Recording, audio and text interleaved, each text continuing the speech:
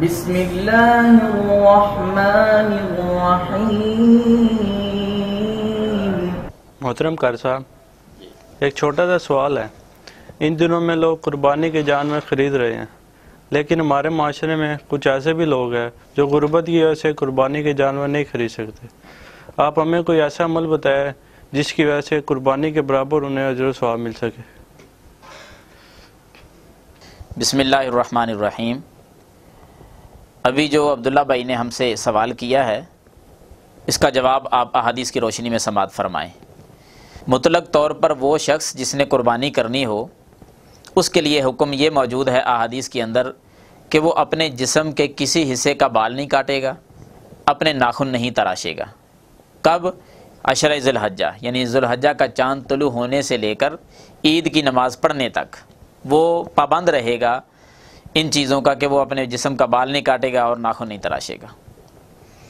ایسا شخص جس نے قربانی نہیں کرنی، یعنی غریب ہے، غربت کی وجہ سے جانور خرید نہیں سکتا، اس کے لیے کیا حکم ہے اور وہ چاہتا ہے کہ مجھے بھی کچھ ثواب مل جائے، تو سنن نبی داؤد میں ایک حدیث ہے، وہ آپ کو سناتا ہوں۔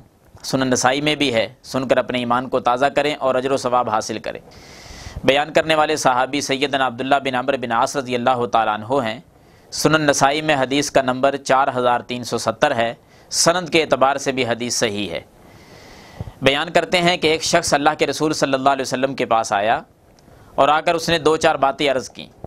کہتا ہے اللہ کے رسول صلی اللہ علیہ وسلم، میرے پاس ایک مادہ جانور ہے، کیونکہ قربانی کے ایام تھے، جس طرح آج کل ماشاءاللہ قربانی کے ایام قریب ہیں، تو اس وقت بھی یہی معاملہ تھا۔ آنے والے نے پوچھا یا رسول اللہ صلی اللہ علیہ وسلم، کیا میں مادہ جانور جو دودھ دینے والا ہے میرے گھر میں اسی کی قربانی کر دوں؟ آپ صلی اللہ علیہ وسلم نے فرمایا کہ نہیں، اس جانور کی قربانی نہ کر، میں ایک عمل تجھے ذکر کرتا ہوں، وہ کر لینا۔ وہ عمل کون سا ہے؟ عبداللہ بھائی آپ بھی توجہ فرمائیں، کیونکہ آپ کے سوال کا جواب اس میں موجود ہے۔ نبی رحمت صلی اللہ علیہ وسلم نے فرمایا کہ جیسے ہی عید کی نماز تو پڑھ لے، یعنی پہلے 10 دن پابندی کرنی ہے، وہ دوسری حدیث سے ثابت ہے۔ کس چیز کی پابندی کرنی ہے؟ چاند طلوع ہو جائے تو ناخن بھی نہیں کاٹنے، جسم کے کسی حصے کا بال نہیں کاٹنا، مونچھیں وغیرہ بھی نہیں کاٹنی، پابندی کرنی ہے۔ جب عید کی نماز پڑھ کر آئے تو فرمایا آ کر یہ کام کر لینا۔ کون سے کام؟ مونچھیں کاٹ لینا، ناخن تراش لینا، غیر ضروری بال اتار دینا، یہ عمل کر لینا۔ آپ صلی اللہ علیہ وسلم نے فرمایا کہ یہ عمل جب تو کر لے گا تو اللہ کے نزدیک تیرا یہ عمل کتنا محبوب ہوگا، آسمانوں پر اللہ کتنا خوش ہوگا۔